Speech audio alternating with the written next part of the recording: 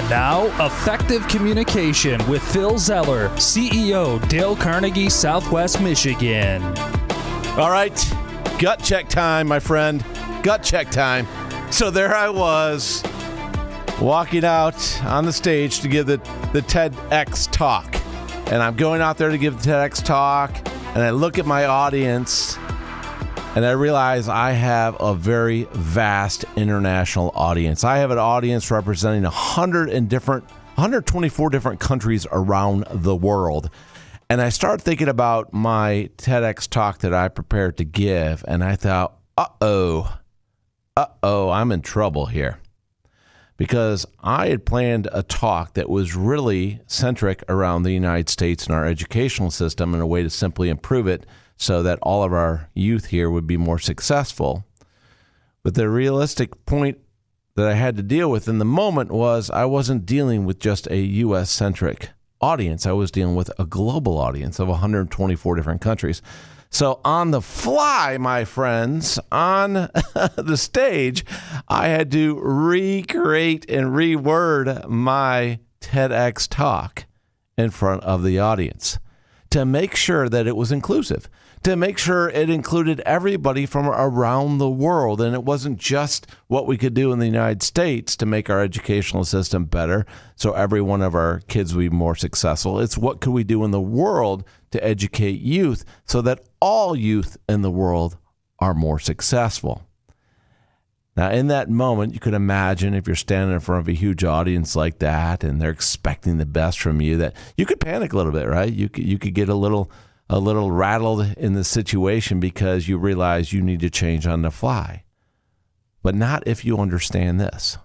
Here's the key, my friends. Make sure in everything that we do, we're using inclusive language.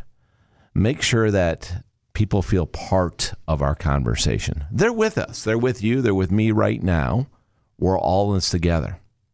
And so what are some things that we can do? And this is what I want to share with you today. So if you ever find yourself in that strange situation where you may be at a loss to bring it together, remember to use inclusive language.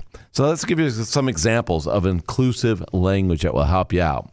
You've seen this before. People use the word I think this, I think that, I. And I watch this now, and I watch all the quotes, and I watch all the articles out there, and I'm thinking, wow, that's a lot of I in there.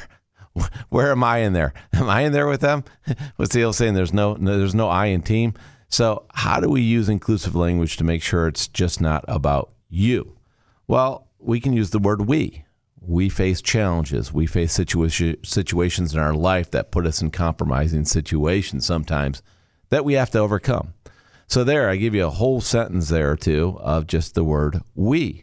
And we can change things to make it more inclusive in the way that we speak. So if we're sharing with a group of people that we share a common bond with, a common knowledge base with, or we're working toward a shared outcome, we use the word we.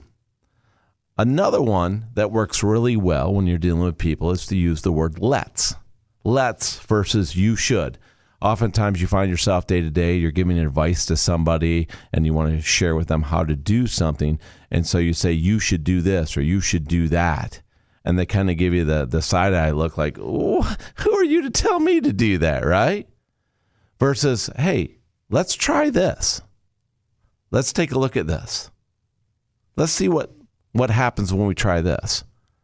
And so using the word let's is very inclusive and brings people in to realize it's not you telling them, putting them on a different level than you. We're all in this together. So let's is another great one. And then the coup de grace for all of it is the word and versus but. Don't use buts. You can butt yourself, but don't butt another person, right? It's not nice to butt other people.